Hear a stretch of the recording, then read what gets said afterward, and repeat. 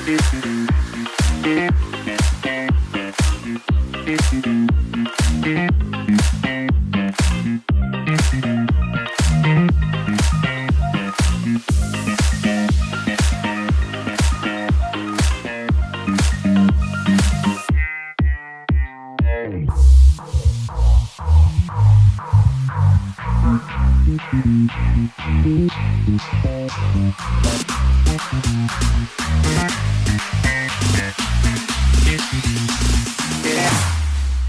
we go now.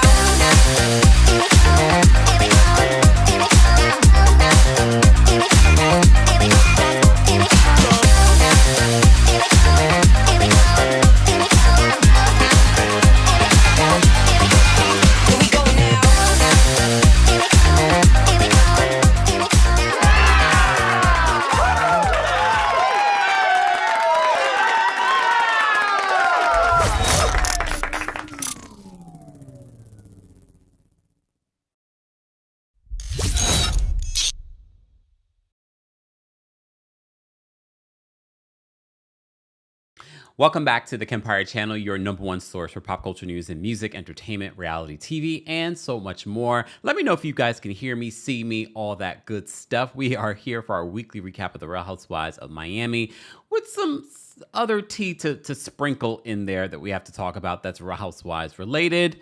All right. Shout out to everyone in the live chat. Shout out to those of you watching on TikTok, those of you watching on Twitch and Twitter. What is going on? We see you guys. La la la la la. Okay. Let me see. Shout out to our King's Guards in the live chats. We see you. Josie said, yay, made it to a live. Yes, you did. Yes, you did. Linda says, I can't believe about Denise. We're going to talk about that in just a second. But can we talk about the Astronomer CEO and his side piece, aka the head of HR? What? Did you guys see my TikTok on that? Did you guys see my video on my shorts on that? Or if you follow me on Instagram, can we talk about that briefly? Because the entire office is reacting. Like, wait. Thank Ozfly Girl. Shout out to our producers in the live chat. Thank you, Deborah. We hear you and see you. Perfect. So now I can play the clip. Let me play this clip. Okay, let me just set up the scenario for you in regards to this viral story. These are regular folks, regular folks, okay? They said, we're going to go and continue our affair at the Coldplay concert, only to be thrown on the Jumbotron and to be called out by Chris Martin. All right, let's play the clip. Yeah. Oh, look at these people.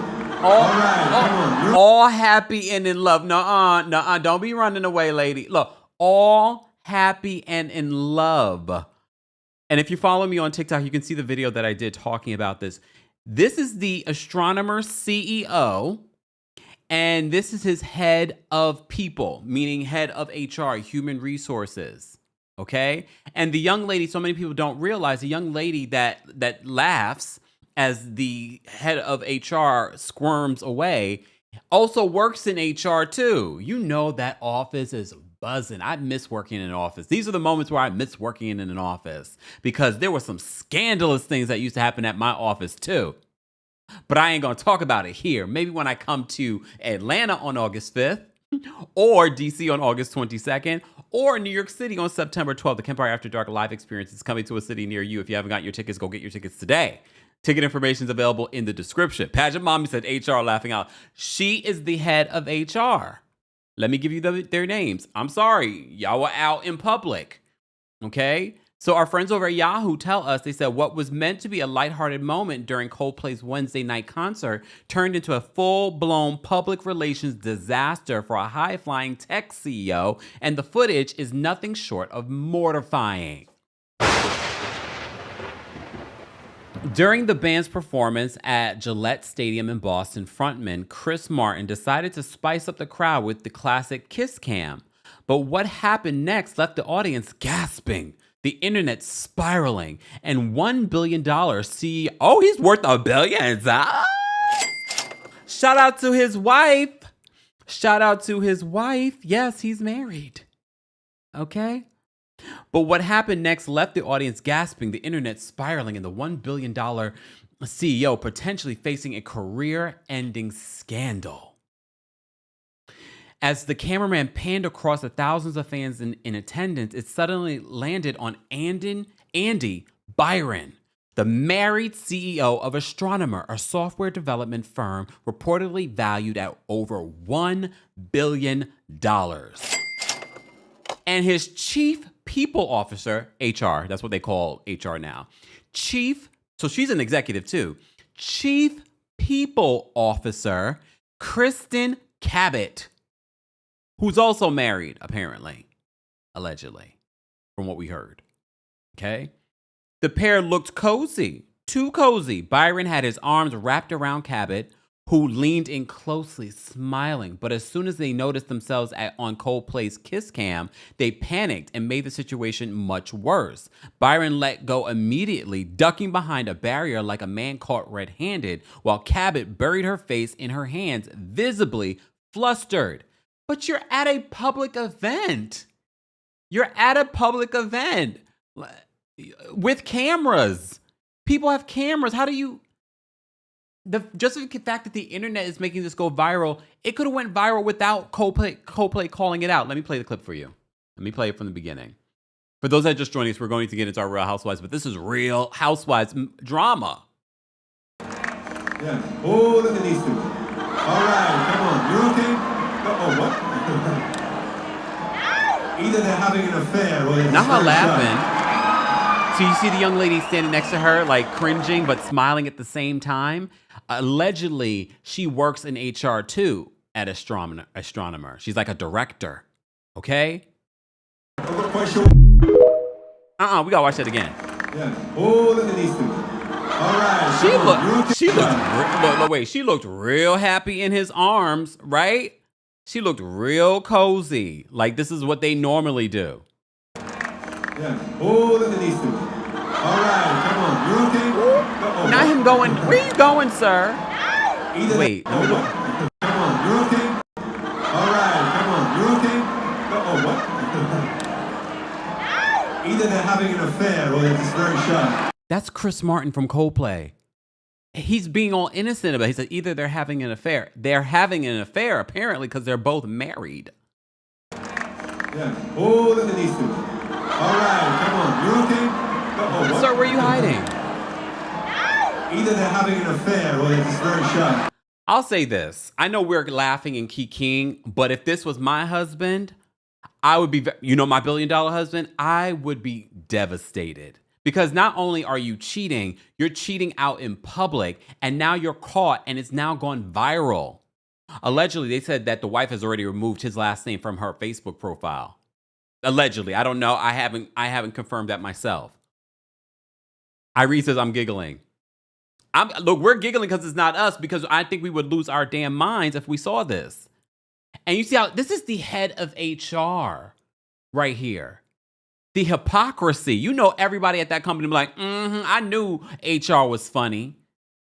Always protecting the company and not protecting me. Yeah. Oh, look at these two. All right, come on. You okay? What? Either they're having an affair or they're just very shy. Either they're having an affair or they're very shy. They're having an affair, Chris. I never heard of Chris Martin cheating on his ex-wife or any of his girlfriends, right? I haven't heard anything like that. So, all right. So I had to talk about it because, normally I'm not going to do a separate video talking about these people that we don't know, but it's a viral story that literally I saw the video this morning.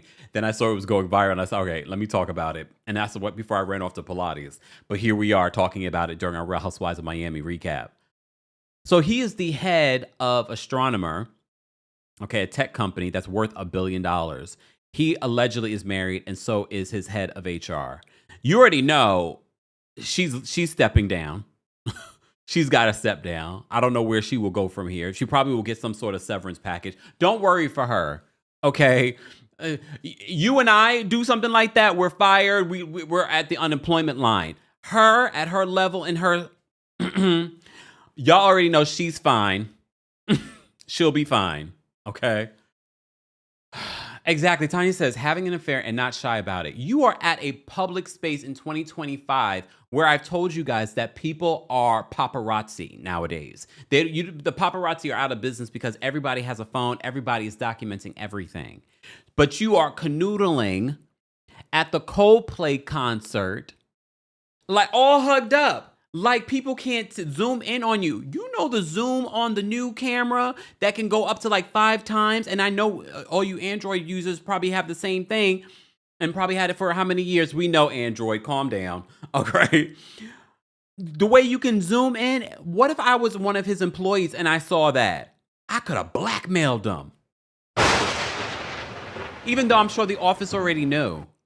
Clearly, because the young lady that was right next to them allegedly works at the company. Allegedly. I haven't confirmed that, but apparently she's a director. Let me play it again for you. Yeah. Oh, look at these two. All right, come on.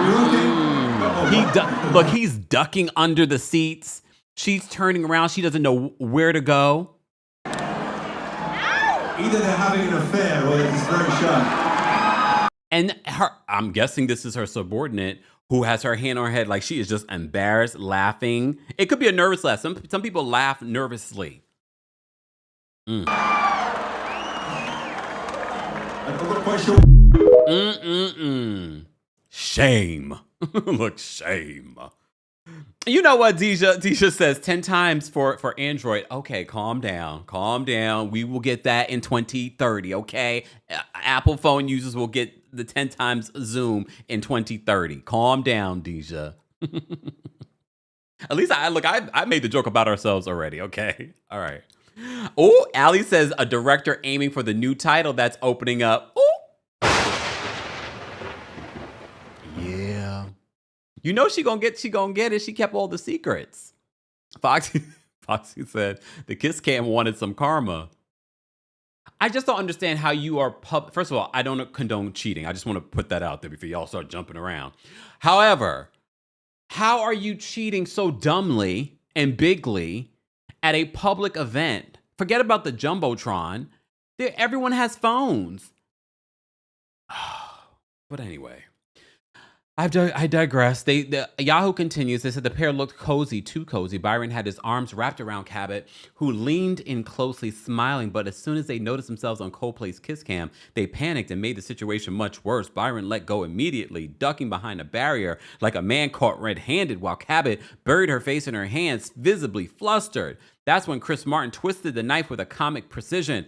Oh, what? Either they're having an affair or they're very shy, he quipped, prompting roars of laughter from the unsuspecting crowd.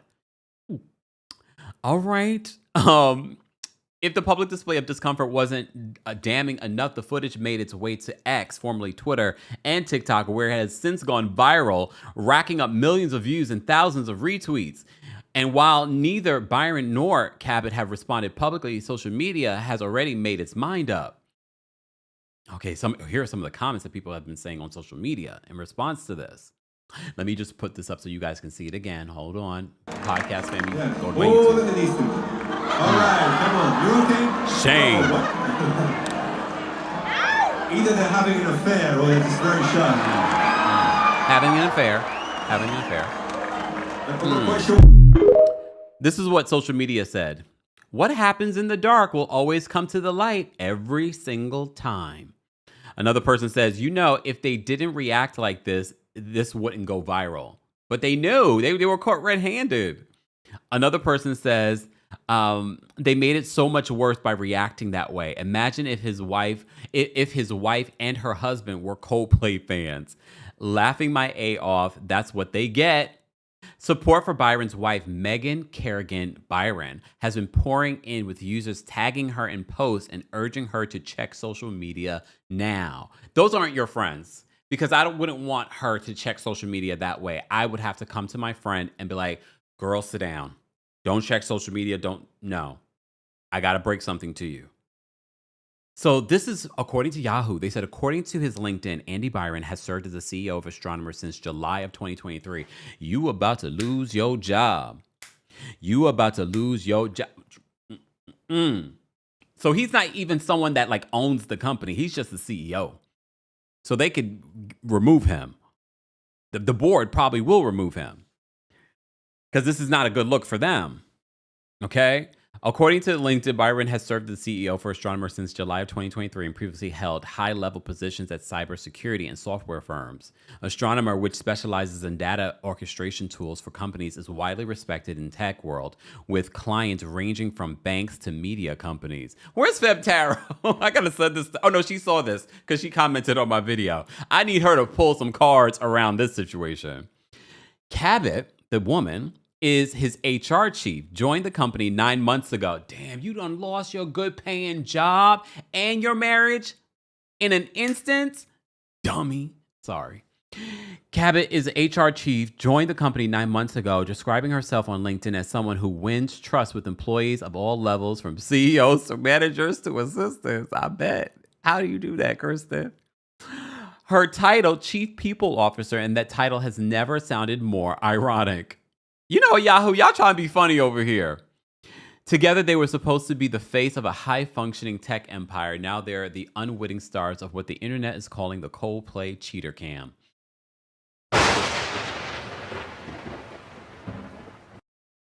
Damn. It's embarrassing, but they did that to themselves, right? Oh, they did that to themselves. Right? Not even a year she's been there. All right, we have to talk about something really dark. You know, we reported to you on some platform. I can't remember if it's the podcast. This is why it's important to listen to the podcast, because I talk about some things. I add certain things to some of our recaps later. You never know what I might add to this episode later. So make sure you're listening to the podcast fam. And shout out to our podcast fam that don't even watch me on YouTube. You exclusively listen to me on the podcast. I saw a comment of someone saying that on Spotify. You can leave comments on Spotify, y'all, just in case you didn't know. Denise Richards, as you know, her estranged husband filed for divorce, was it last week? And said that their date of separation was July 4th, which was interesting because on her reality show, which now we found out is not coming back for a second season, I'm surprised because the ratings for that show were decent. So I don't know why it's not coming back. But we found out that that's not coming back because I thought it was a scheme that Todd set up for them to come back for a new season. But now people want her to join Real Housewives of Beverly Hills. That would actually be easy, y'all, because she actually is friends. Remember, Erica Jane was on this show, on her Wild Things show as well, and they had a sit down and they made peace. So it would be easy to kind of include all of this messiness, Denise Richards' messiness, into the new season. I'm not saying I'm watching, but I'm just saying they could. All right? It's not too late.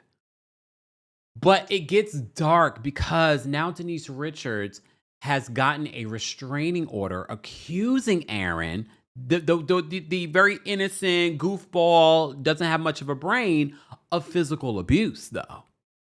And I've seen pictures. I'm not going to show you the pictures. You can Google schmoogle them, of her with a black eye.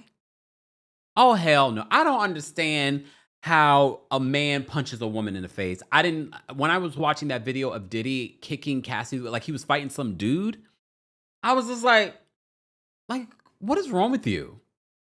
But we know what's wrong with them, right? Right. So according to our friends over at the Daily Beast, they said Denise Richards has obtained a temporary restraining order against her estranged husband following allegations that he physically abused her and threatened her life. According to court documents filed Wednesday, Richards alleges that Aaron Vipers was physically violent toward her throughout their relationship, according to TMZ.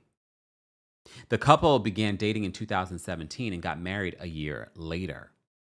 Earlier this month, Vipers filed for divorce, citing irreconcilable differences. He often made guest appearances during Richards' stint on Bravo's staple, The Real Housewives of Beverly Hills, and later appeared on the actress' reality series, Denise Richards and Her Wild Things. Throughout our relationship, Aaron would frequently violently choke me, violently squeeze my head with both hands, tightly squeeze my arms, violently slap me in my face and head, aggressively slap my head into the bathroom towel rack, and more, Richards wrote in the court documents, according to TMZ. And it's probably frustrated because, he also filed in the divorce that he makes no money a month. She makes apparently $250,000 a month from her work. He probably felt emasculated by that because he's not a real man because you're hitting on a woman. Fight someone your own size, dummy. In the filing, Richards wrote that Vipers threatened to take her life and himself if she reported him to the police. She also wrote that he had at least 8 unregistered GUNs. So for those that will start to say, why didn't she leave? She makes more money than him. Why didn't... This is the psychological abuse that happens in these situations. This is part of the reason why people do not leave.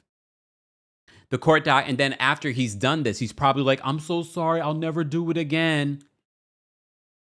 The court documents detail several specific incidents of Vipers allegedly controlling and abusive behavior. In one 2022 incident, Vipers, a former actor who later founded a holistic healing center in California, isn't he getting sued for that company?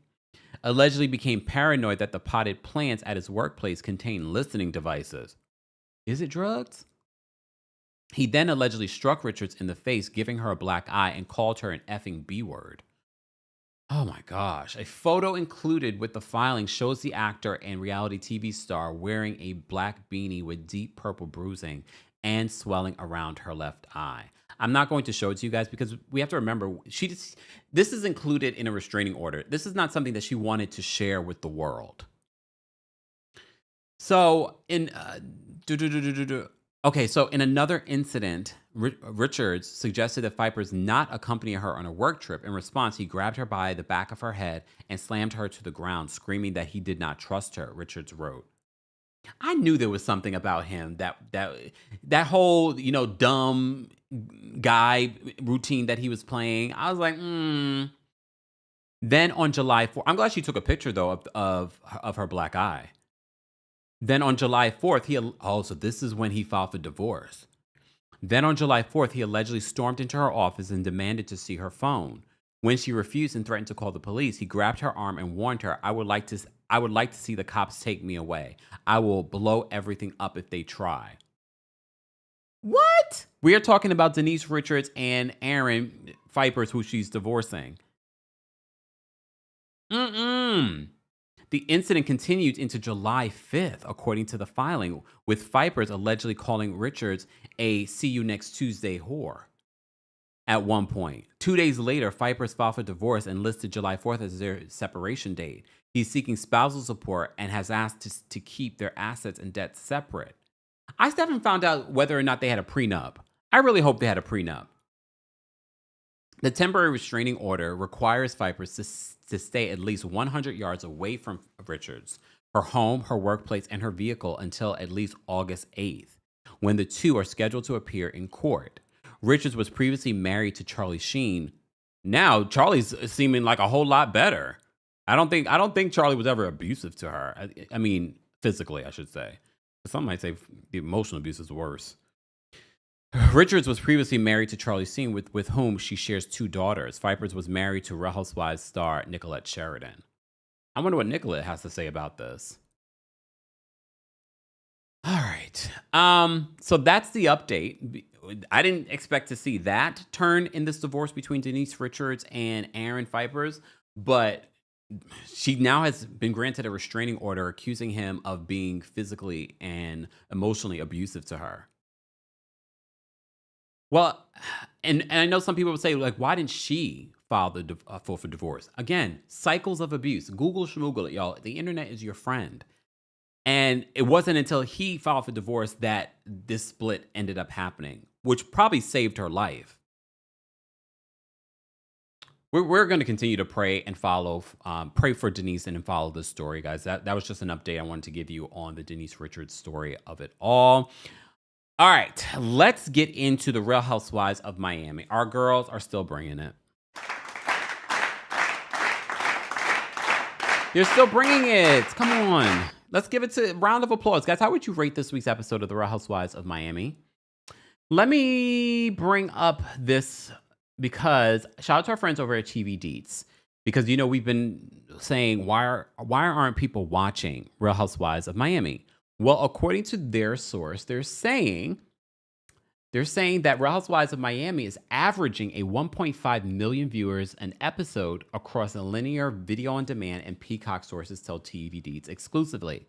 TV Deets also reported this week that Real Housewives of Miami has already been picked up for season 8. Hopefully without Julia. Yeah, hopefully without Julia, because ain't nobody care about Julia. Okay? But that was good news. You have to remember when they rebooted Real Housewives of Miami, a lot of people started watching it on, when they rebooted Real Housewives of Miami, it was exclusively on Peacock. They eventually brought it to Bravo, and that's when we could see the ratings weren't rating for them. They've been averaging like 200,000 live viewers. However, conveniently, the timing of it all, a Bravo source, we'll say, is leaking this information to TVDs to let us know that they're averaging over a million views per episode. I don't know if I necessarily 100% believe that, but they deserve that. As I said before, the numbers do not equate to the quality that Real Housewives of Miami has been giving us since their reboot. The reboot has been fantastic. Purple Yellow says Julia can be a friend of. No, I don't want her to be a friend of. I'm done with Julia. I'm so done with Julia. All right. So, last week's episode of Real Housewives of Miami ended with the fight between Stephanie and Lisa because Lisa was 2 hours late. Lisa went to social media and said she had told them to leave her. She was running behind. On Watch What Happens Live, she was 3 hours early. She says she's got a lot going on, so that's part of the reason why she ends up being late. She's got her company. That's why, she's managing a lot of people. Okay. Okay. Whatever excuse. I feel like if she wasn't managing anyone, she still would be late. Lisa is just always about Lisa. Okay? So, Alexia's narcissist party. Did you guys think that Danielle did a good job? The TikTok, Instagram influencer that Alexia hired. I could have done a better job, and I'm not some sort of, guru. He's wrote 3 books, though. Okay. So the ladies finally arrive, and they're looking around. It's a beautiful setup. On the mirrors are different messages. People are like, is this about Todd? Oh, I forgot to bring over my, oh my goodness. TikTok, I'm going to have to probably pause you guys because there was a video of Todd that I wanted to share with you guys. Please hold TikTok. There's a video that I wanted to share of Todd. Okay, because they talk about Todd in this episode, and I wanted to share it. Wait, not that one, this one. Let me just share this because Todd is speaking out on social media. Okay, so I wanted to share this video of Todd. Okay, let me just do that. Let me go back to TikTok. TikTok, I'm back. TikTok. Sorry to put you on pause for a second. Not putting you guys on pause. I wanted to share this video of Todd because they bring up Todd. Shout out to the producers and the editors. You guys in this episode, if you have not watched Real Housewives of Miami's episode this week, yes, there's drama and all this other stuff, but there's these little funny moments.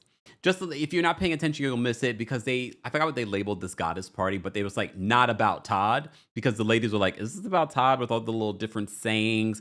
And also Alexia has said that he's a narcissist. Alexia is a narcissist, but Alexia will say she's a narcissist, but then in the same breath, I'm not a narcissist. Girl, you are a narcissist. All right. Let me bring up this footage of Todd in his car because he's calling out Stephanie. So let me just bring this up so that you guys can see this of what he had to say on social media. Okay. Let me just bring that. All right. TV, and it made me think of all the things I teach people about business and success. And I come across a woman on a TV show, and she's out there flexing her private jet, and everything out of her mouth is my Birkin this, my Louis Vuitton this, and all she's doing is flexing and bragging and truthfully being very obnoxious. And when I see the feedback that the public gives this story, it's, wow, this woman is rich. This woman is so successful. Well, first and foremost, all this woman did to become successful is she married a rich old guy. That's not necessarily an accomplishment in business. That might be an accomplishment to make you. I will pause him there because we have seen Stephanie. It seems as if she works within his business, so it doesn't seem like she's just a wife. Apparently she works in the business, but I'm not done because I know you've seen the Reddit streets, okay? rich. But here's the biggest misconception about money. People who have money over their dead body would walk around saying, this is my Birkin, this is my Rolex, this is my jet. They just don't do that. Now, they enjoy all the finer things in life, but they don't. Pause. Does he have a lavalier mic on? He's in his Rolls Royce. I will say that, but it might be rented according to Alexia. Does he have a lavalier mic on right now? Well, he's smart. He's doing it. He's top tier influencer. Do that. But the misconception and struggle a lot of young people have nowadays is they see it and then the narrative becomes this woman is so wealthy, when in reality, if you just did a simple Google search, their home is in foreclosure. Their personal residence was in foreclosure. So you have all this stuff and you're walking around bragging that the only thing you care about is money, but you forgot to pay your mortgage. That to me is what... Is he saying something? Is Stephanie and Masood in foreclosure? Well, there's more tea to talk about them, okay? What's happening with society is that people are so concerned with the image and portraying like they got it all, and even if they got it all because they married into it, this woman probably doesn't have a clue what goes on in her husband's business because he's a lot older and he had the business before her. But the big misconception the young people have today is that when someone flexes they got something fancy, they really made it. They actually don't want you to know, so don't be that person. And don't be enamored by people who flash their wealth because they're probably not rich. TV and I have to say this though, because I know we feel the way that we feel about Todd. Todd is not a good person. We don't like the way Todd moved when it comes with Alexia. But what he said here wasn't untrue, right? What he said here was facts. But we also have to remember we're watching a reality show. And we also have to keep in mind, Bravo, because you guys in the comment section, you love seeing the big, rich, fancy lifestyles. So they try to emphasize that even more. Is that something that Stephanie wants to promote?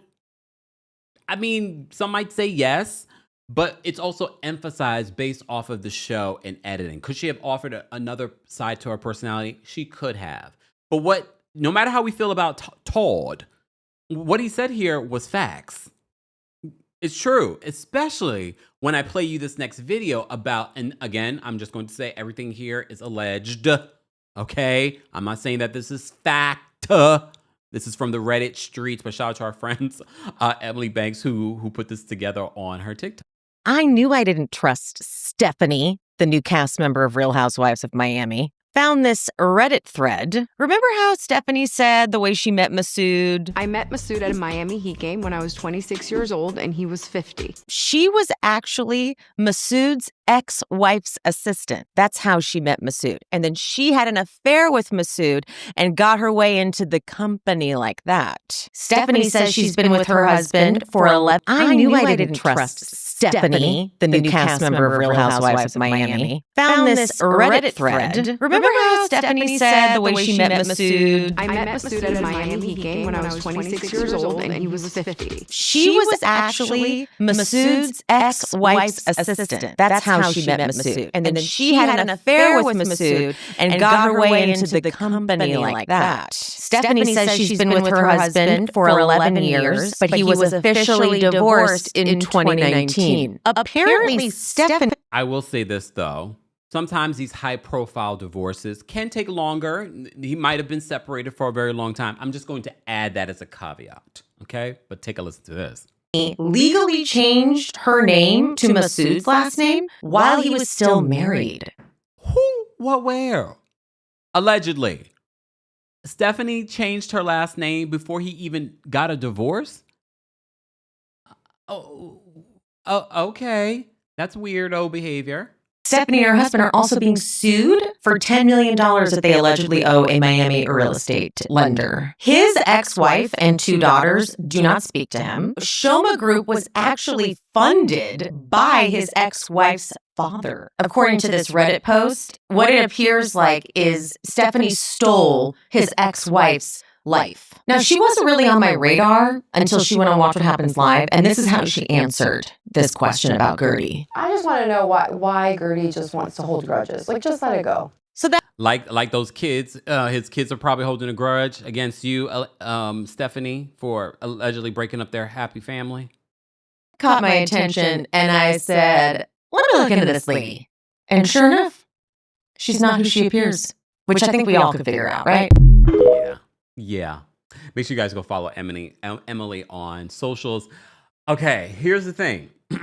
Again, not necessarily fact, but the more I look at Stephanie and I look at her dynamic, her twin sisters, in this episode, we find out a little bit more. She had a falling out with them after they started working for their real estate company. But the parents also had a falling out with the twin sisters. The other thing that Emily mentioned in the comment section of that video, she says that Masood's kids are suing him for taking money out of their trust, millions of dollars out of their trust. So something is fishy here. I don't know what it is, but we're going to get to the bottom of it at some particular point. Yeah, his own children are suing him. His own kids are suing. And for those that follow the podcast, you already know I talked about this on the podcast. Okay. All right. Let's get to the episode. Lord, I haven't even I started the episode. So we start off this episode of Real Housewives of Miami at the narcissist party. Everyone's a narcissist on this cast, but no one's more of a narcissist than Lisa. So she's busy taking pictures. There's a whole photo shoot, okay? She's taking pictures. They're reading the different things on the mirrors, but she's busy taking pictures, okay? Did you guys see that Jody and Lisa were on Watch What Happens Live and Andy randomly brought up and AC doesn't mean anything besides air conditioning? Okay, we'll run with that. But I'll see you guys at the Kempire After Dark show. Right, Philly? We talked about that at the Philly show. Ticket information is available for our Atlanta show that's coming up. Who's coming to my Atlanta show? Atlanta, why haven't we sold out our show yet? It's 3 weeks away. Come on now. Go get your tickets today if you haven't already. Or I'm not coming back to Atlanta either. Okay. The other show we have coming up is DC. DC, we have a new location, so make sure you guys get your tickets for that.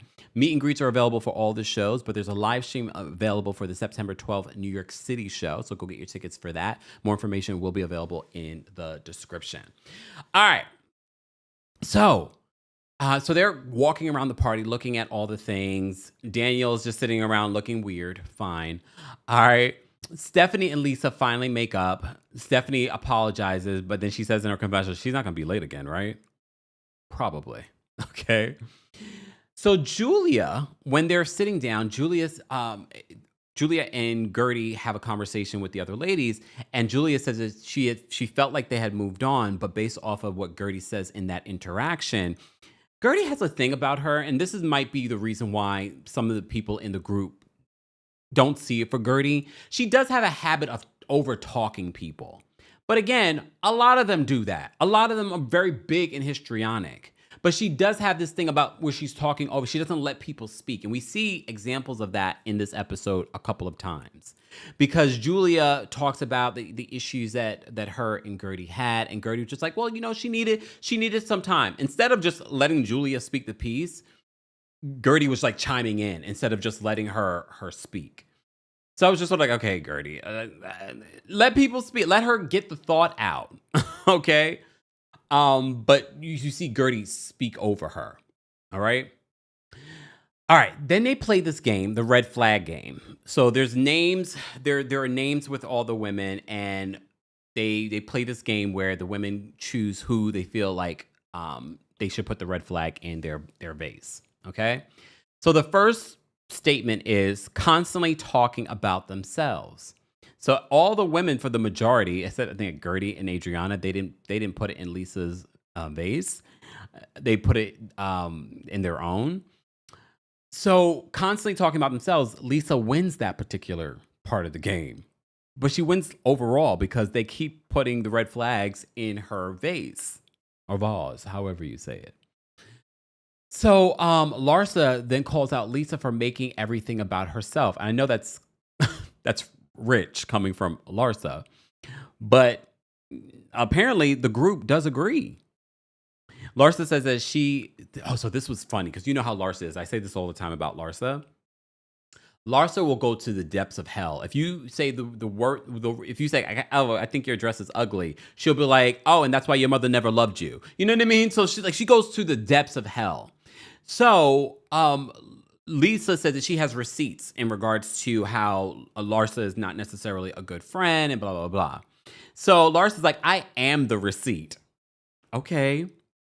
And then she says, Larsa says, because she says, what did she say about her? She says, I am the receipt. She's like, Lisa says, is that going to be your costume? And then Larsa says, how about you go get a dress in your size? Oh, damn. Again, another instance. This is why they call her the larcenist. Like, how did we end up there?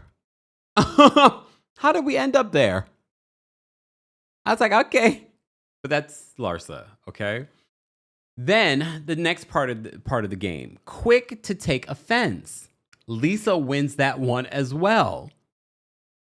Then they ask, who here lacks accountability? So this is when Julia wants to ask Daniel, the expert. He's like, I want to know how to move forward. I had this issue with Guerdy, blah, blah, blah, blah. And Guerdy partially apologized. For me, in that first of all, she's bringing this up in front of the group, which they agreed not to do. Again, she's bringing it up in front of the group, but they made the agreement not to do that. So now she's bringing this up to the expert, asking for his expertise when we thought that they were good. Okay. And then she said, Guerdy partially apologized. First of all, Guerdy shouldn't have to apologize. You threw water all over her.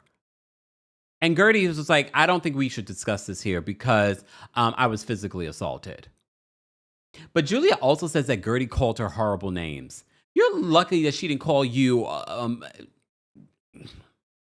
I can't wait for the Kempire After Dark live show. You're lucky that she didn't call you everything under the sun, Julia. After you splashed her in front of these women with water. She didn't touch you. She didn't put her hand in your face. But she called me horrible names. Really? Anyway, so this sparks an issue between Guerdy and Julia because Guerdy thought, okay, we were good. But apparently we're not good. And Guerdy's just like, I thought we decided not to talk about this in front of the group. And she says to Daniel, she's like, well, I was physically assaulted. And there's just a lot more to this story than what she just told you. And then she says in her confession, it's like, I thought we weren't bringing this up to the group. And if you saw the preview for next week, Guerdy is about to bring out her text message receipts. All right, so then they continue with the game. So the group has to vote on who plays victim a lot. Lisa wins that one as well. I did feel bad for Lisa a little bit because, and again, we don't know this group's dynamic, but it does seem like the group has some issues with Lisa that they're not telling her about or she's oblivious to. But now it's sort of like now everyone is putting their red flag in Lisa's base.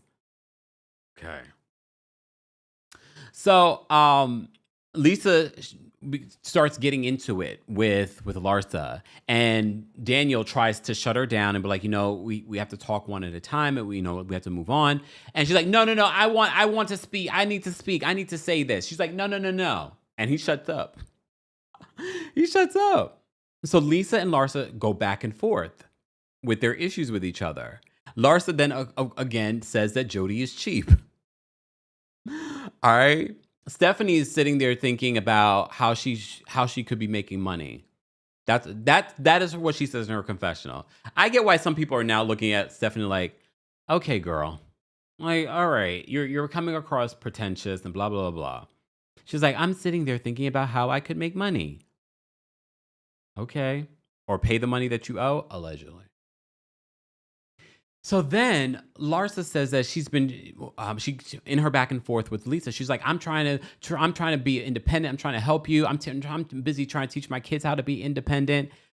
Again, I have to go back. We don't love Larsa all the time. And they showed all the reasons why. Because remember when Lisa talks about, I don't understand why this group has magically forgotten all the terrible things that Larsa has done. And then they re-show all the terrible things that Larsa has done to different people in this group. I'm like, Larsa's not the best. However, when it came to the divorce with Lenny, Larsa really did show up for Lisa. I have to keep mentioning because it really stood out to me and a lot of us during that time. You're like, wow, Larsa's really stepping up for Lisa. Okay. So they get into it. Lisa has a breakdown. And Adriana comes to her defense, and Lisa says, Adriana has been really there for her. Lisa walks away, and she's like, guys, this is a gang up. She literally just lost her father. And I'm glad that Adriana said it, because I think we did forget that too. Like, yes, Lisa does make everything about herself, blah, blah, blah, blah. But she really did just lose a family member, her father. So she is going through all of that. So this game is not necessarily helpful when it feels like everybody is ganging up on her and everybody's against her. And you have to remember, Lisa's ego is very fragile. You know what I mean? Like, I don't want to baby her because she is a grown adult with children. But, she already is fragile. She's still going through the divorce with Lenny at this particular time. And then there's the whole, she lost her father. Okay? So she gets emotional, she walks away. All right?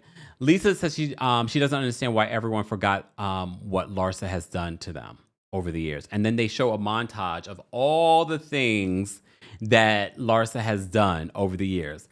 And again, those are some pretty terrible things that Larsa has done to the group. Especially the most last thing that she did with Guerdy, and revealing Guerdy's cancer diagnosis to the group after Guerdy specifically said to her, don't tell anyone. Didn't take her 2 seconds before she told the entire group. So Lisa has this breakdown. She walks away. Guerdy says, I wish someone in this group would have stepped in when Julia and I were having our issues, but no one did. So she decides that she's going to step in. I didn't mind this at first because Guerdy grabs Larsa and says, come on over, have a conversation. So she brings Larsa over to have this conversation. And even Adriana's like, you know what? I'm not going to sit here and watch it. I'm going to get up and go. And Guerdy's like, I'm not going to leave. I'm going to be a mediator. I didn't love the way that Guerdy was mediating because she was interrupting. She was telling people what to say. Larsa's like, we don't need a mediator right here. And I agree. This episode reminded me of the things that I find annoying about Guerdy. In this particular, I thought it was great. You want to bring them together, a separate conversation. Be quiet. Let them have the conversation. Unless it gets to a place where they're arguing again and they're talking over each other, then interfere. I was just like, okay, Guerdy is chiming in, and Larsa's is like, what's that? First of all, they weren't yelling at each other at this particular point. They're speaking their piece. But Guerdy's trying to look, well, no, apologize. Guerdy, shut up. Like, shut up. But again, if we're watching reality television, it does come across funny, but it was also annoying. Especially if we're really trying to make peace here. Let me take a sip. Pageant Mommy says that Guerdy was annoying and not helping. Right? It's exactly. Doja says it was too much, but it was funny. Oh my goodness. And I don't think Guerdy was meaning it to be funny. I think she really wanted to help them. All right, but she's not a good mediator. Especially, you can't be a good mediator when you're someone that talks over people. And that's exactly what she was doing in this conversation.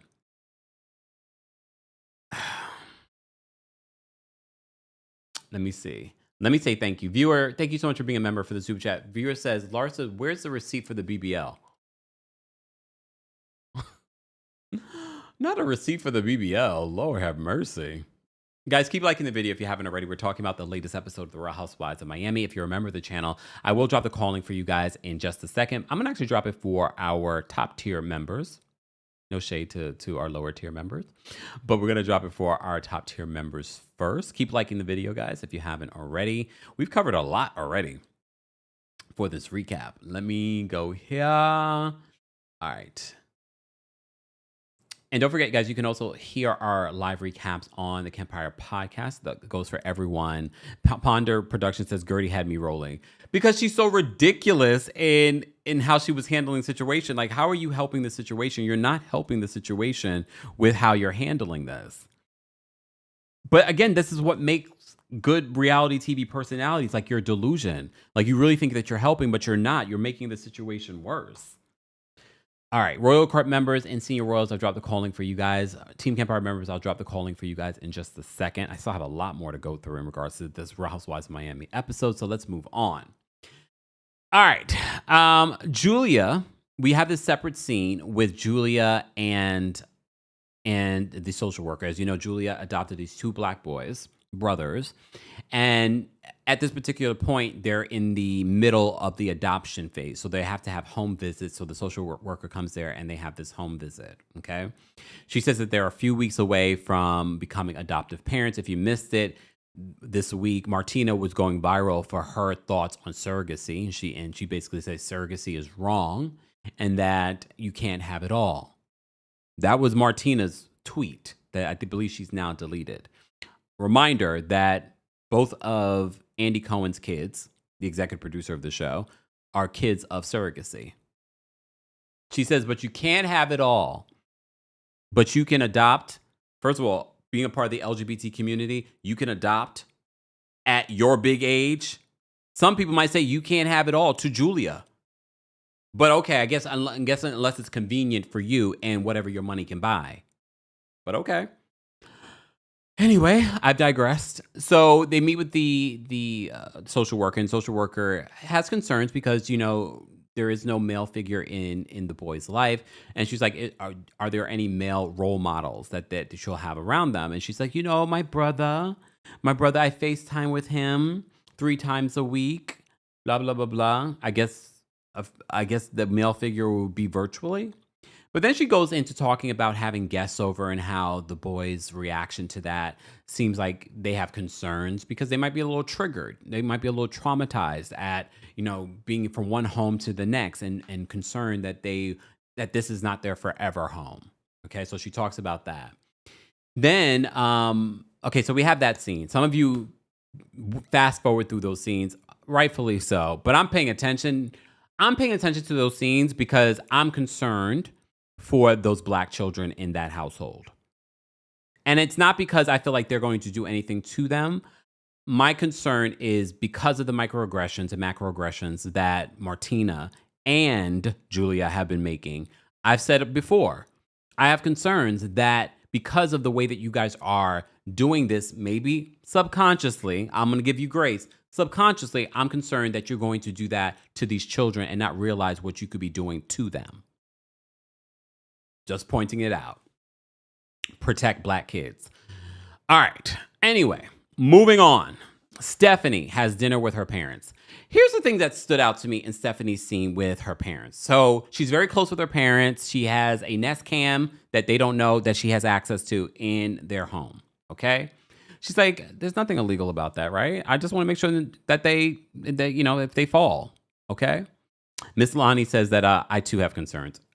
If the season did not play out the way that they're playing out, I probably wouldn't have those concerns. But now I have those concerns. They're important concerns to have. And they have to make an effort because they're raising 2 black children. The world doesn't see you guys in the same way that they're going to see those 2 black boys. Okay? Trayvon Martin, black boy. You're living in Florida. It's important to know. It's important to say these things. These are things that they need to be diligent about. So these microaggressions that they're making towards Guerdy, they need to start checking themselves on that stuff and learning and educating themselves. If anything, they should be using Guerdy as a resource because she's raising black boys. Kiki as well. Anyway, so Stephanie has this dinner with her parents. And she talked about how close she is with her parents. I did not realize that the parents also had the falling out with the twins. They said that their twin daughters' issues with the parents are separate from the issues that Stephanie has with her sisters. But the issues that she had with her sisters made the relationship with the parents even worse. The mother gets really emotional. I can't imagine because these are her children. She gave birth to these children. So to have an issue with your children, not to be talking with your children, I can't imagine what that feels like. So she gets emotional.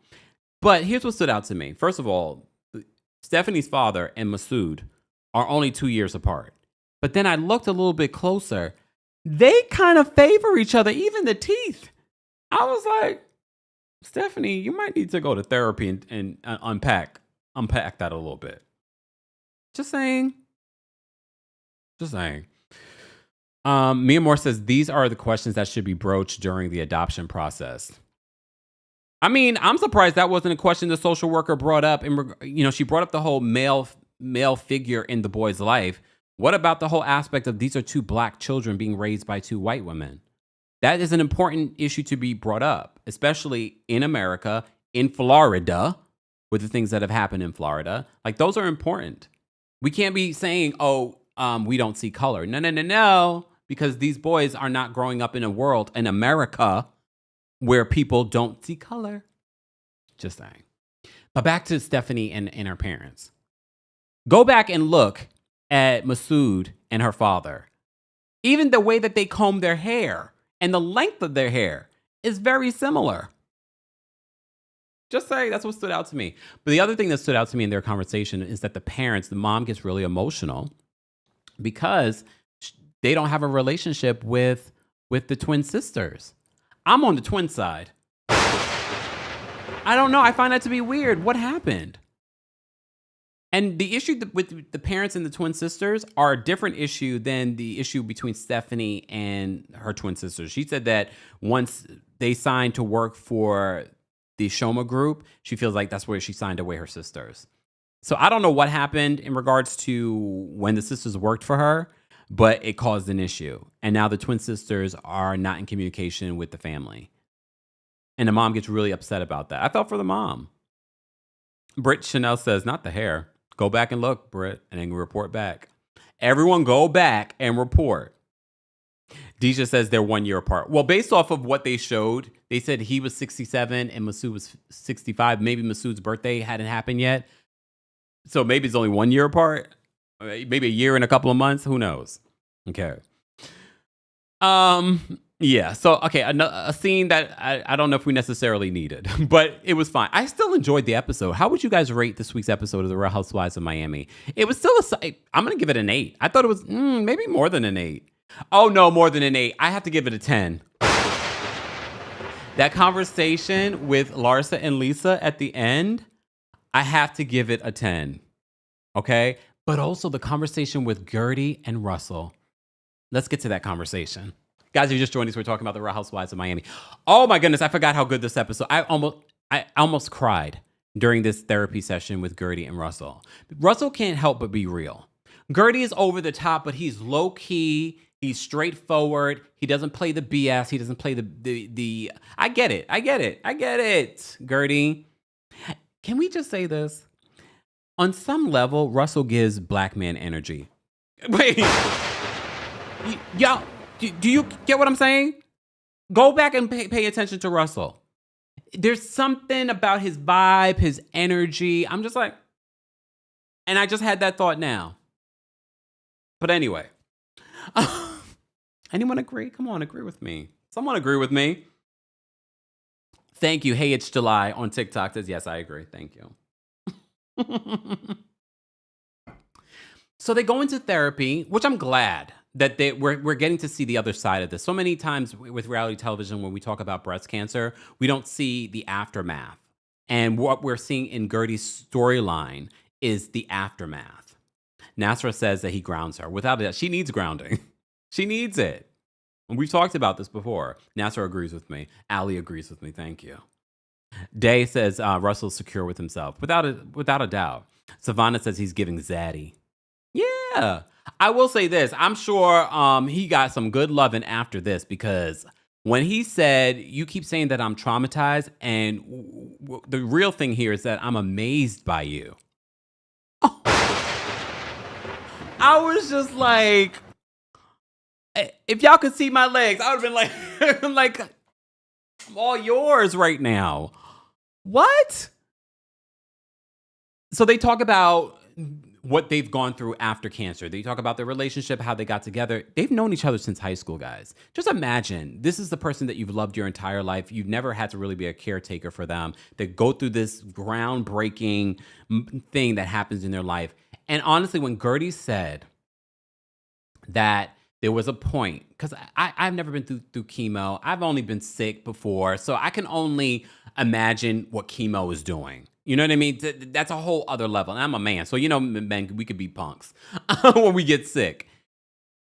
And she told Russell, like, I don't want to do this. She's like, maybe it's my time, because she didn't want to continue with the chemotherapy and things like that. And she said, maybe it's my time. And he said, no, the kids need you. I need you. I said, oh, damn. Because she took us back to that moment. I can't imagine what she was going through. She's sick. She's filming. She's working. And sharing this for the entire world. So she says, maybe it's my time. And he's like, no, it's not your time. We need you. We need you here. And she said she never brought it up again to him. Okay. So when he talks about how this whole situation made him feel, you could tell Russell wanted to cry.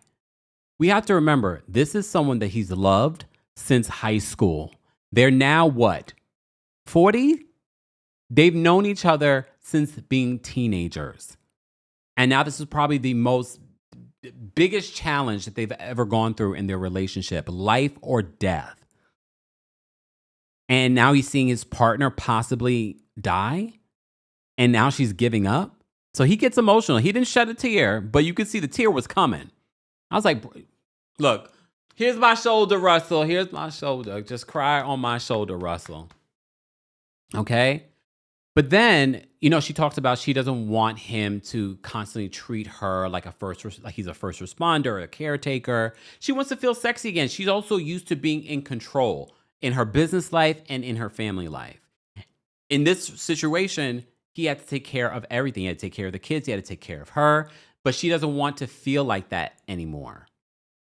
And he says that she constantly is saying that I'm traumatized by the whole cancer journey. He probably was. But he says in that moment, which I was not prepared for him to say this. He's like, you keep saying that I'm traumatized, but I'm actually amazed by my wife. And she was just like, he's never said that. I was just like, I could have bawled right there. Deborah says he's married. I know. I am not the astronomer chief of head HR. I'm kidding. I'm just saying. If you needed a shoulder to cry on, I'm nobody's home wrecker. Not like Kristen Cabot from Astronomer's head of HR. Okay, you see why I added all this in today? Okay. May says we need more men like Russell in the world. I'm sure there are plenty of them out there. We just don't see them on reality television. But that line, I wasn't ready for that. I don't think Guerdy was ready for that. As a therapist, I probably would have started crying. There were so many, I didn't know what to expect from this scene. Because Guerdy can be a lot, okay? Let's be honest. Let's call it a thing. She can be a lot. Even in that moment when they first get in there, I'm like, okay, Guerdy, pipe down, sit down. So she talks about the journey, the cancer journey, wanting to give up, him not letting her give up. And he's saying that she keeps saying that I'm traumatized, but I'm truly amazed by her. Then she talks about how, her journey of how her parents left her. And anyone that grew up with Caribbean parents, it's not uncommon where kids are brought to America and left here, or you're staying with relatives or vice versa, or they're left in, the other country while their parents come to America to work. It happens a lot. But Guerdy talks about how that sort of triggers her within this friend group when she feels like she's being excluded. And I was like, I never thought about that, because that's going to lead us to the conversation about Julia excluding her during the cruise that she begged her to be on. Okay. BY says, Kempire, you mean former head of HR? Well, I'm waiting for the paperwork. Okay. I'm waiting for the paperwork, but you're right. More than likely the former head of HR, because this is like, girl, you're the head of HR. You're supposed to, unless there's paperwork outlining that you guys are in a relationship that has been filed, you can't keep, you about to lose your job. That was another story that we talked about for those that are just joining us. So I thought that was groundbreaking that Guerdy had that in her mind and understanding of feeling excluded. I thought that was a lot of self-awareness that a lot of these housewives do not have when it comes to self-awareness. They don't have it. But I thought that was pretty self-aware. And she says that's probably what triggers her with the whole Julia of it all. But we're going to revisit the Julia of it all next week. If you saw the preview, we also see Karamo makes an appearance. What was Karamo acting like that? I was like, why is he acting like this? I'm like, okay, fine. He's like, money. I'm like, oh, okay. But okay. PSM says, but it's not just Haitians. PSM says Haitians have a way of traumatizing their kids with this journey to the U.S. When they brought me here, I thought I was only here for vacation. I didn't know I was here to stay. Never see my friends. It's very Caribbean, to be honest. I mean, I can't say that happened to me. I was born here in America. You hear that, Trump? I was born here in America, but I know I have a lot of relatives that used to come stay with me as a kid. So there were a lot of Jamaicans coming in and out my house, staying with us and working and doing all this stuff. So I can only imagine. I have cousins too, that similar situation. So it's not just Haitians, but that can be traumatizing. Princess Leia says, Karamo's annoying. Just that scene, I was like, Theo says that Karamo was doing a lot. Okay, so it wasn't just me. I was like, what is he doing? Is his show still on? Did they renew it for another season? Like, it's been on for 2 seasons. I keep saying I need to give it a watch, but every clip I see, I'm like, I'm over my Jerry Springer era. Okay, that's the vibe it gives a little bit. All right, let's move on. Anyway, moving on. But would you want to see Karamo host the reunions? This is when I talk about, again, sidebar. Can we just take a quick sidebar? They announced that Andy Cohen is going to be co-hosting the Love Island reunion. And I was like, bravo, what is wrong with you guys? Why is Andy hosting every single reunion like you don't employ thousands of people? Karamo is an NBCU employee. I'm not saying it should be Karamo, but it could be Karamo. Like, why? I don't understand why he's hosting every single reunion, even shows that he's not a part of. But anyway, Mia Moore says, who in the hell is listening to Karamo? You know what? And I'm not saying that, what's her face? What's her name? That's I hosted with him? Ariana. I'm not saying that she could host it on her own, because I think she has the personality of a gnat.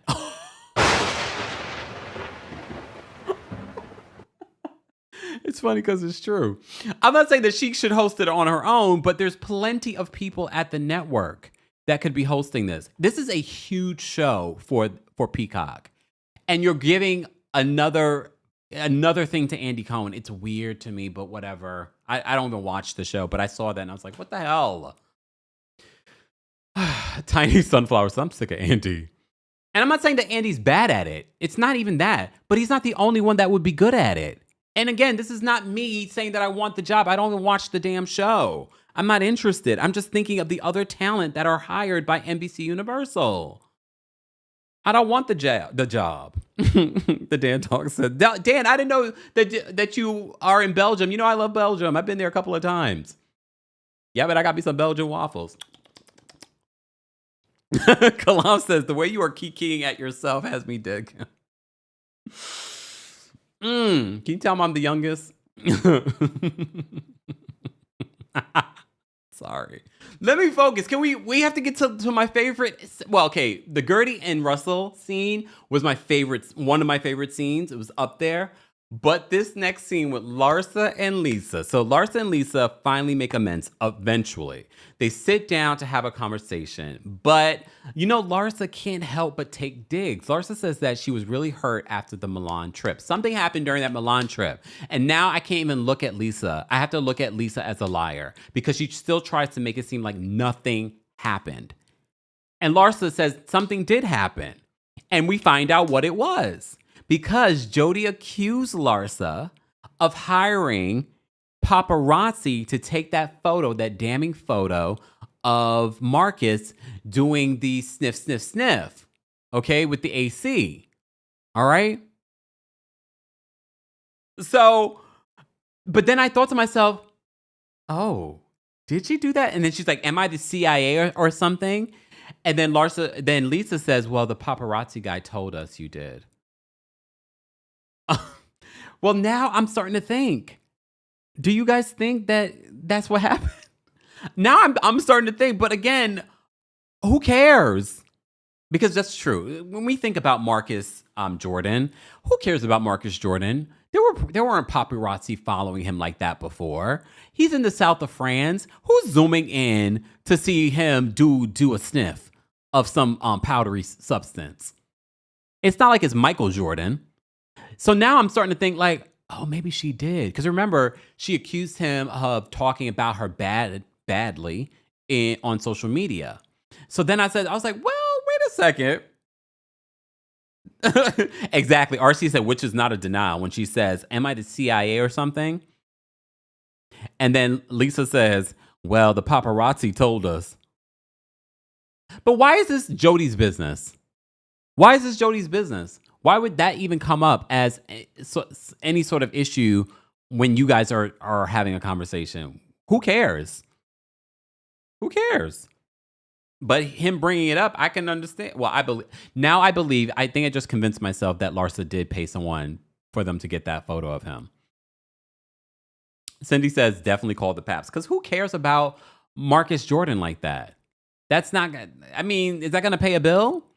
A picture of that? I mean, it was, him being on Real Housewives probably did make him a little bit more interesting.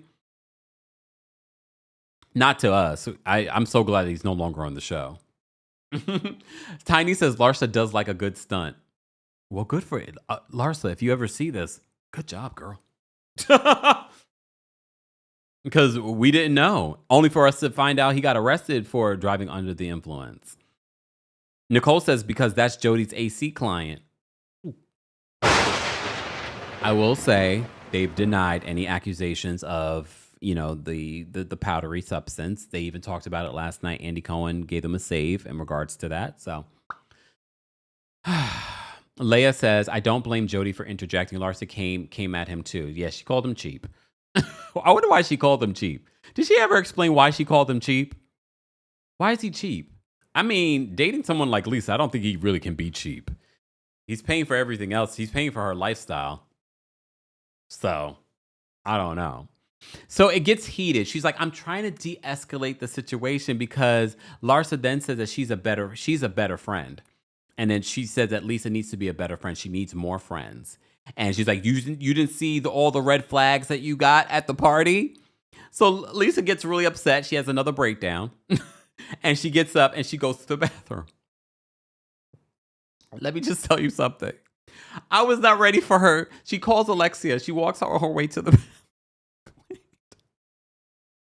Lisa walks to the bathroom. Wait, did y'all see the scene of Real Housewives of Miami last night? She walks to the bathroom. She's complaining to Alexia. She's saying, I don't have any friends. Alexia, that's not true. We don't hate you, blah, blah, blah. She's saying all these things.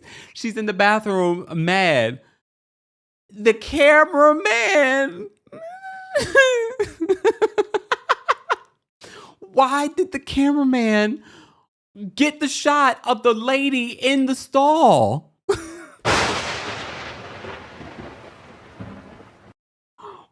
Cameraman, but wait, the funny doesn't even stop there. So we see Lisa complaining to Alexia on the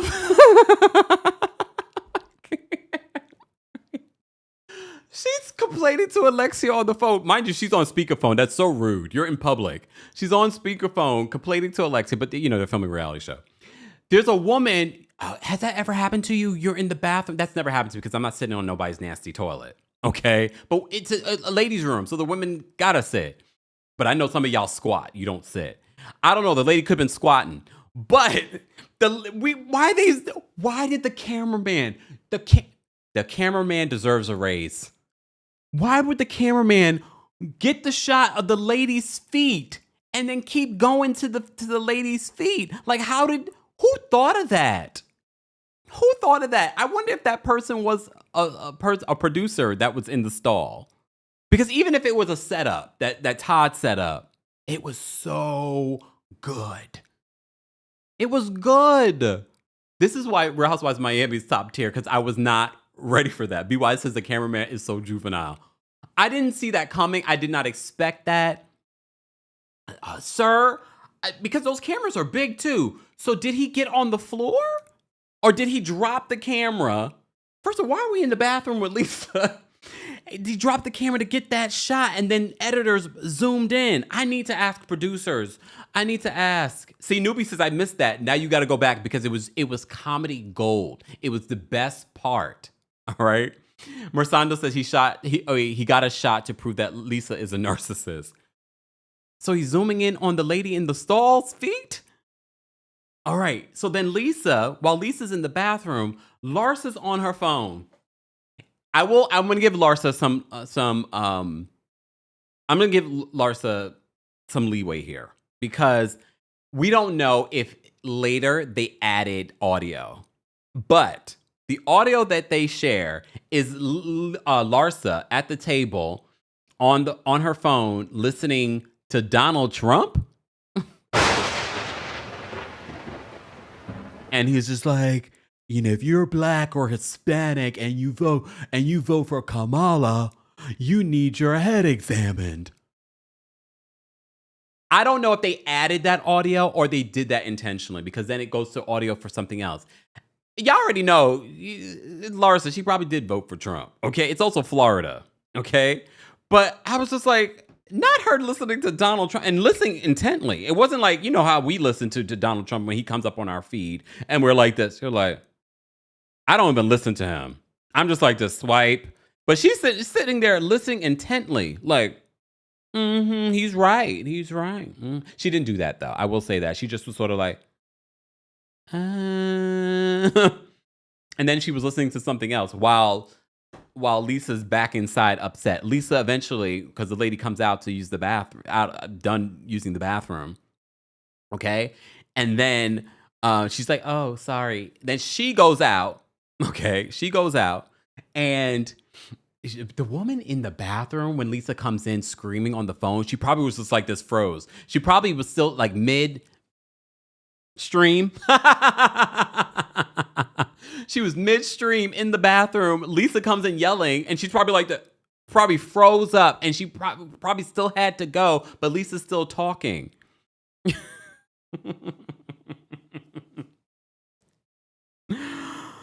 All right. But yeah, so Larsa's out there listening to random things on social media, I'm assuming. All right. Okay, baby says, I doubt Larsa even votes. Lord. All right. Oh, we had super chats, guys. I'm sorry. Thank you to the super chats. Thank you, Dr. Payne. Dr. Payne's all the way down there in Florida. Just hi, Kempire, mods, and friends. Love Russell too. Yeah. Let's see. Kendra, thank you so much for the super chat and for shout out to all of our members. It's giving that they chose to adopt black children to say that they're not racist. Not saying they did, but that's what they are giving. Well, remember the Guerdy stuff started happening while they were already adopting, so. Dr. Payne, thank you for another super chat. Dr. Payne says they have real lots, Guerdy and Russell. Maybe that's why the other ladies hate on Guerdy so much. Oh, you mean real love is what you're trying to say, Dr. Payne? Dr. Payne, thank you for another super chat. Everyone is talking about Love Island. I'll watch if Kempire watches. I'm not watching. It's done now. Thank God. I'm so glad. I'm on my Big Brother kick right now. I'm loving Big Brother. Loving Big Brother. If you are a Club Kempire member, a part of our podcast, our Club Kempire podcast, Apple Podcast subscription, you get a free 3-day trial. So if you want to check it out, I do talk about Big Brother there. All right. Mersando says, I love you, Kempire. I feel seen. All right. So Lisa goes outside of the restaurant and she's still crying. And she's like, I just started thinking these people like me. The guy that works there, the black guy, he comes over to her, says, ma'am, you're being a little loud. And she's like, oh my God, I'm sorry. And then she walks out. Okay. Again, another funny moment in this scene. I did not expect the scene to be funny, but it was funny. All right. And then, okay, so Lisa and Larsa sit down and they do have a conversation. And I like how the conversation ended up going. Okay. Because Larsa says that she wanted Lisa to be a better friend at the beginning when this all started. And then she apologized for calling her the B word in her home during Jody's party. Then she apologizes for not being a better friend to Lisa when she lost her dad. So she apologized. I have to give it to Larsa in this moment. She apologizes. Okay. And then Lisa's like, well, you know what? I apologize as well. Keith says it makes sense that Lisa is a Cancer. She's not a Cancer. Larsa's a Cancer, right? Lisa is a Leo. She's such a Leo.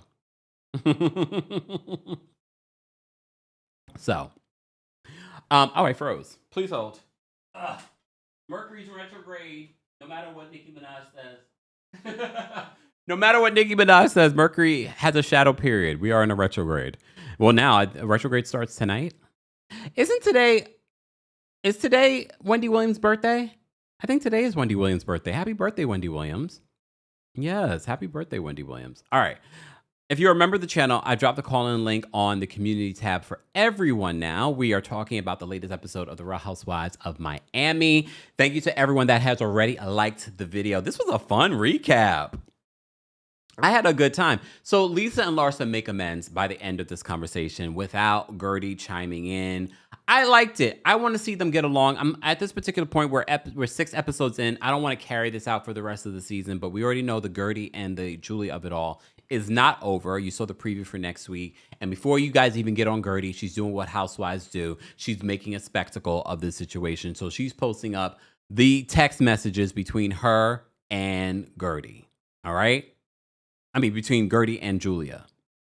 I'm sorry. Like, Guerdy can be annoying, and we can say that Guerdy can be annoying, but Julia is 10 times more annoying. And I don't like the way that this all played out, and I definitely think that she did this to be a part of the Mean Girls crew. Sidebar, did you guys notice during the red flag game, Adriana kept on putting some things in Marisol's vase, and she was like, oh, I guess you don't want to move on. This is what Marisol says.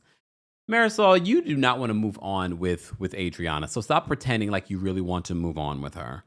You do not. And I like Marisol, but you do not want to move on with Adriana, so let's not sit here and pretend. You guys are still trying to exclude her. Stop trying to exclude her. And poor Adriana's supposed bestie is not helping.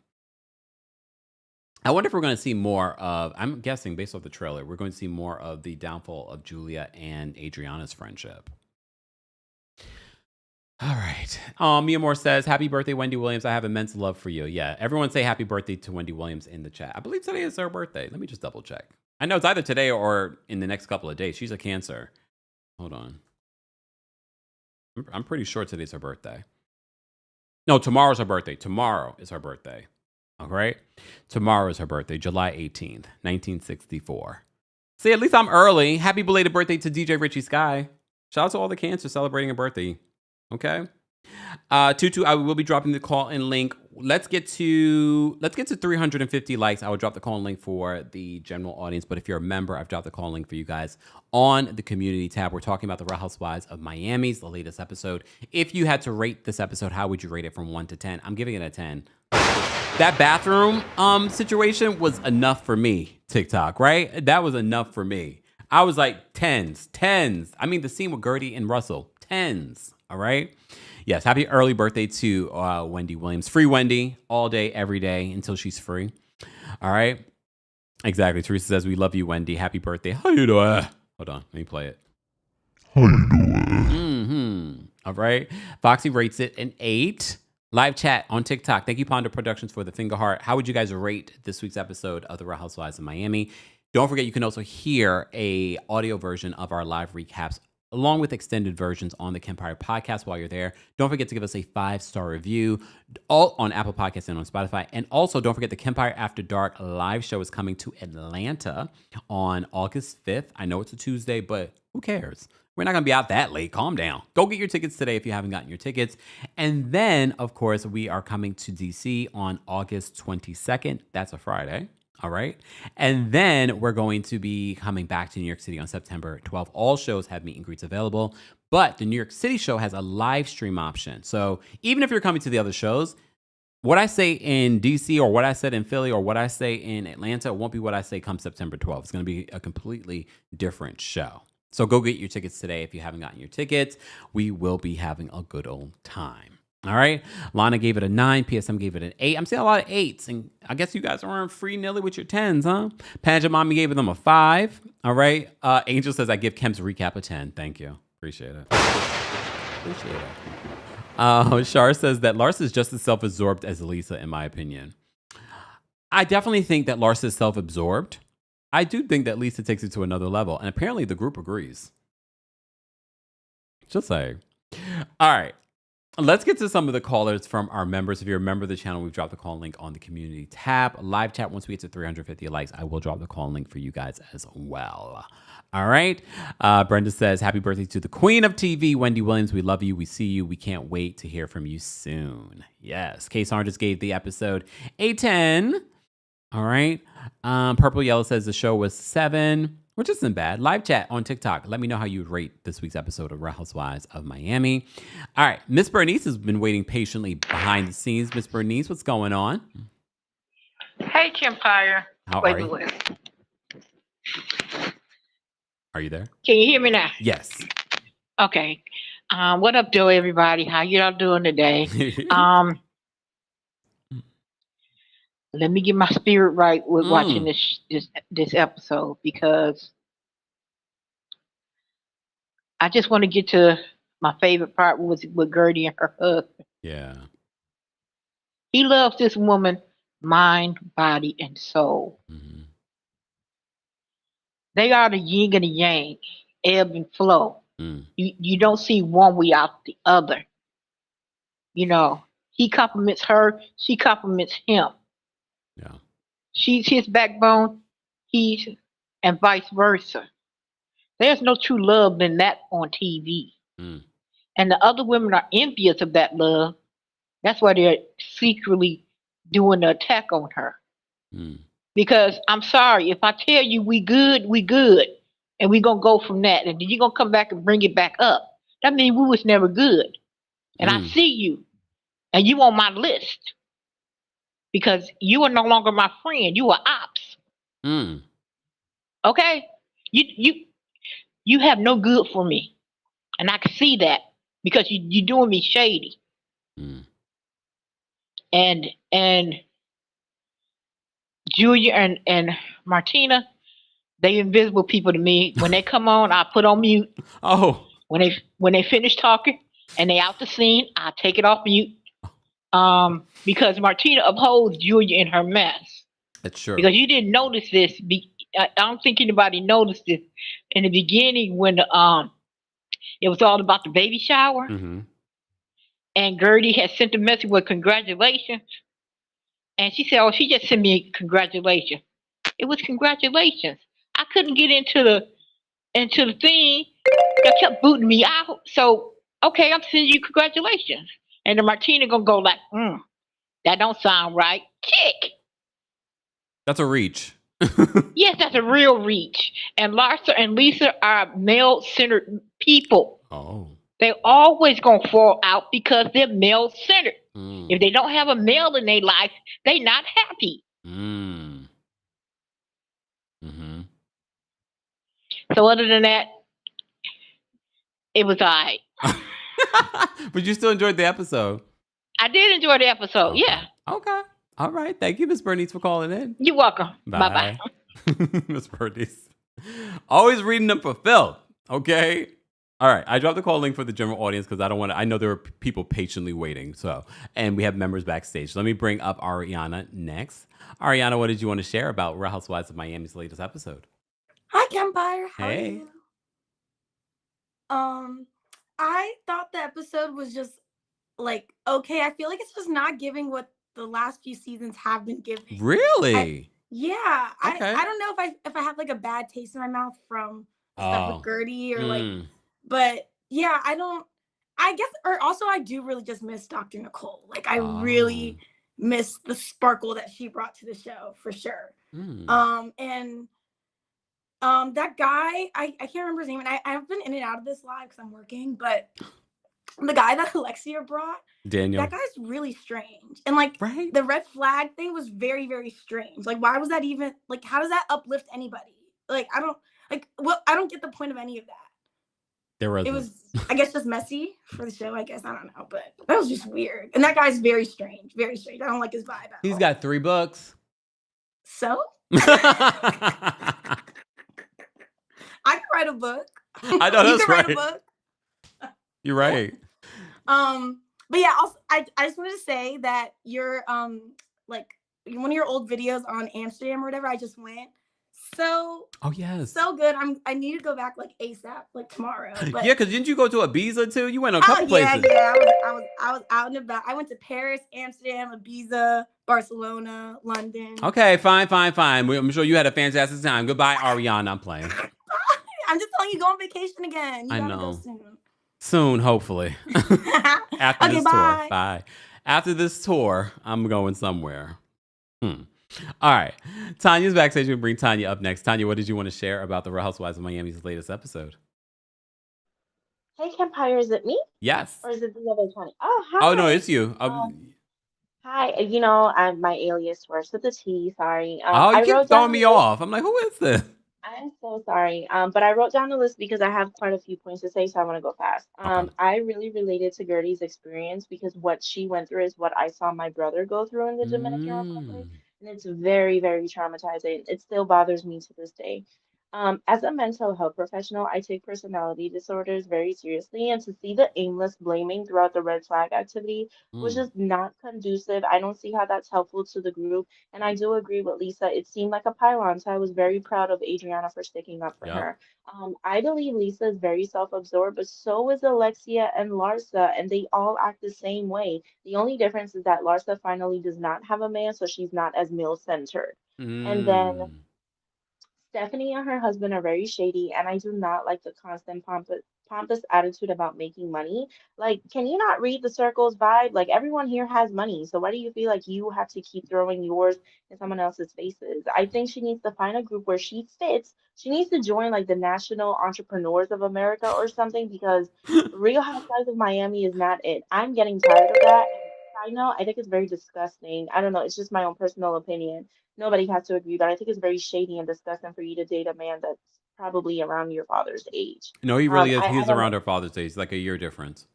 Something about that just does not give. And you're working this hard and he has money, girl, bye. Okay, Tanya, bye. also go take a look at the father and Masood. They kind of favor each Yes, other. I saw it. She's Ashley Darby on a different show. Like, call it what it is.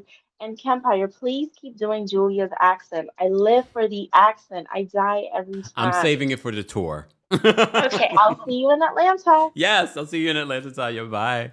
Okay, bye. Yeah, I'm saving all my good stuff for Atlanta. Okay. All right. Keith is backstage. We're gonna bring Keith up next. Keith, what did you want to share? Hey, Kempire, you can hear me? Barely. What? Why you sound so demure today? Well, I'm at work, Oh. so I don't want my manager and everyone to know. Oh. But yeah. So I actually just needed to call because I really wanted to talk about what was happening with Lisa and Oh, you're breaking up. Are you moving from one spot to the next? For different reasons. Hold on. More so encouraging the man to pay Keith, for her lifestyle. Keith, whereas Larsa, I feel like she just is in Keith, that you're breaking state where up. she feel like I don't think you can hear having me. any man is Keith, better than having no man. Keith.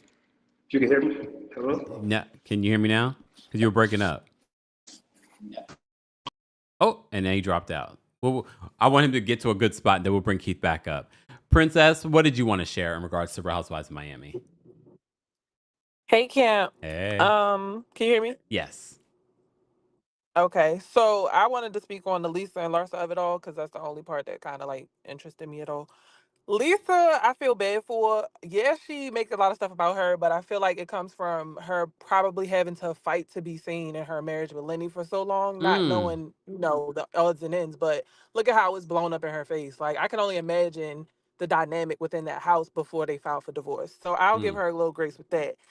But then with Larsa at that table, did anybody notice when she picked her phone up and was like, "You want me to show you?" Whenever Larsa pick up her phone, baby, I be shaking in my boots because she is quick to send a text, to threaten somebody. Oh, I had your back. You're not gonna have mine. They didn't even show proof on the show. So like with Larsa, I'm like, she a scary narcissist. Lisa just a self-centered one. But not too much on Leos. We not all like that. Okay, I'm gonna just, shout us out. Love y'all, Leo gang, whatever. Leah's about to go through it with the Mercury retrograde, FYI. All the fixed signs. Excited. Well, I just wanted to throw that out there. But yeah, I feel bad for Lisa. And she obviously don't keep in touch with Leah Black too much because Leah spoke life into her, and I'm not seeing life. So, but that's all. Talk to you later. Thanks, Princess Leia. Bye. Princess Leia, the Leo. Okay, let's bring Keith back up. Keith, are you there? Keith, you're muted. Oh, Keith? Keith, are you with us? Okay, we'll go back because Keith is at work. All right, Tutu's backstage. Tutu, what did you want to share? Bonsoir, Kempire. Can you hear me? Yes. Can you hear me? Yes. I've been wanting to be on your live for weeks. I have to drag Julia through hell. If I was Guerdy, I would have had her investigated by I don't know who for the adoption. It's weird. I don't know how did it happen. I'll take it there because even her daughter live in France, in Macron, France, rather than staying in the United States. Schemy. Also, peep how Marisol is the one leading the charges against Lisa. She's the one who started with the red flag saying, oh, obviously. And then Julia, like the little biggest gnome that she is, follow up. And then Stephanie. Marisol is leading the girls. And I think that's why too Adriana said, I'm seeing what she's doing. Okay. I can't wait for next week for Guerdy to expose Julia for being the sugar baby, glorified sugar baby that she is. I don't like her. I don't like her wife. I don't like them. I don't like her goat either. She can go somewhere else, way away from the show. Sorry. And that's it. Thank you so much, Tutu, for calling in. Bonsoir. Bonsoir. All right. Let's bring up Dr. Payne next. Dr. Payne, what did you want to share about Real Housewives of Miami? Your neighbors. Hi, can you hear me? Yes. I love watching you review the Real Housewives of Miami. So I don't get to watch it as much. When I do, I just try to figure out where I'm going to go eat or what restaurant they're at. So it was good. But everybody's not so behind Larsa. It's like maybe a fake alliance or whatever, because nobody barely went to her birthday. Like two of the housewives went to her birthday, which she had at Oro, by the way, hot, sexy, beautiful place. The food, Oh. Right? But I like Guerdy. I don't like that they're against her because of her personality. What they need her to be quiet so they can have their rehearse moment. And Guerdy is the moment. So that's the problem with them. They need to say their lines and she's interrupting it, right? I love Russell. And I just think overall, I wish the girls wouldn't ruin the show by being so mean to each other. You need to have a moment, get mad at each other, get over it, and back to business. That's what we liked about Miami. And now they're going to be a bunch of sourpusses like the rest of the show, and they're going to ruin it. That's it. Thank you, Dr. Payne. One more thing, Kempire, I was dying. I wanted to call in for Roa so bad, and then I had a patient. I love my patients, but that day cut my eyes. Man. What did you want to say about Roa? Oh my God, that Phaedra totally set that up. Oh, so you believe that Phaedra did it? Yes, the producers came to her. Phaedra, we need you to save the show. We need you, you put a back, gave her a rundown of all the characters. Say, hey, this lady Angela, her husband, da da da. And she said, I think I know. And then she totally set it up. Athens, Georgia. You know, I'm from Savannah, Georgia, even though I live in Miami. Athens is so small. All the black people know each other. I'm sure the white ones too. When I say they know each other, they know their mamas, their cousins. They go to the same club. They go to the same barbecues. They all know each other intimately, multiple generations. It's not a coinky dinky, okay? She did it. That's it. I know where you got that from. Bye, Dr. Payne. And just to kind of go back on the Real Housewives of Atlanta stuff, but when I come to Atlanta August 5th, City Winery, go get your tickets. I'm going to talk more about that because I think Angela has a difficulty with being clear. It might be a tourist thing because you know what Candy was just on Watch What Happens Live. I'm like, Candy, just say what you mean. Like, what is all this stammering? And I think that's what Dr. Payne just did there is what Angela needed to do. Anyone that knows anyone from Athens, Georgia, it's a very small town. Everybody knows each other. I don't know if that's enough information. Her receipts did fall flat for me, but I'm like, I kind of get where she's going with this. But and again, I don't think that Angela set herself up to do this as a storyline to throw her husband under the bus. I think she was trying to clean it up. All right, let's try Keith again. Keith, are you there? Keith? I don't know what's happening. All right, let's try Dan. Dan, are you there? Yes, I'm here. Hello, Kempire. Hey, how are you? Good, and you? Pretty good. I just wanted to say that I really loved this episode. It was really nice. It was both emotional with Guerdy and her husband, and really the last scene with Lisa and Larsa, it was so funny. And what I like about them is that they are both so alike, and they just don't understand that they should just talk about it and then it will be done. But it's funny. It's a nice shoot. It's not too deep, too dark. So it's really fun to watch. Yeah. And also I wanted to say that I will take my ticket for the New York live show because I'm in Belgium, so I cannot be in New York in September, but I will watch you on the live. Yes. Thank you. Thank you so much, Dan. Take care. Yes, guys. Again, Dan's all the way in Belgium, but he's going to be a part of the Kempire After Dark live experience via the live stream for New York City. So if you can't come, you can be a part that way. I know Foxy got her tickets. Shout out to everyone that's got your tickets. If you're watching the replay of this, be sure to let us know if you got your ticket. Don't forget the Kempire After Dark live experience, the villain era. It's coming to Atlanta next, August 5th, literally less than 3 weeks away. Then we're going to be in DC, August 22nd. And then we're in New York City, September 12th. Ticket information will be available in the description, along with my skincare. All my skincare is by Butter today. So more information will be available in the description. Shout out to everyone watching on TikTok, Twitch, Twitter, and those of you that called in. I know Keith was trying to call in, but I don't know, something was going on. Who knows? But it's okay. Replay crew, let us know your thoughts on the latest episode of The Real Housewives of Miami. Thank you to everyone that sent in a super chat, Venmo, or Cash App. Those of you that have liked the video already. Those of you that have shared the live or you became a new subscriber. If you're a new subscriber, let us know in the live chat as well. All right. There goes Keith. Let me say thank you. Thank you, Keith, for the super chat. Keith says, shaking my head, you would think a high-rise building would have better service. No, it doesn't, because I live in a high-rise and it has terrible phone service. Nonetheless, I just think that Lisa needs a man financially, while Larsa don't know what life is like without a man. So they're pretty much the same person. Like what Dan just said, they're pretty much the same person, Lisa and Larsa. But let's see, maybe the peace stays peaceful throughout the season. I don't know. We shall see. Thank you so much, Keith, for being a member and for the super chat. We appreciate your support. Guys, you can also support if you're watching the replay of this just by liking the video. If you haven't liked the video already, what are you doing? What are you doing? Anyway, I'm loving Real Housewives of Miami. It's been fantastic so far this season. How would you guys rate this episode of the Real Housewives of Miami? I'm giving this episode a 10 just from that bathroom scene.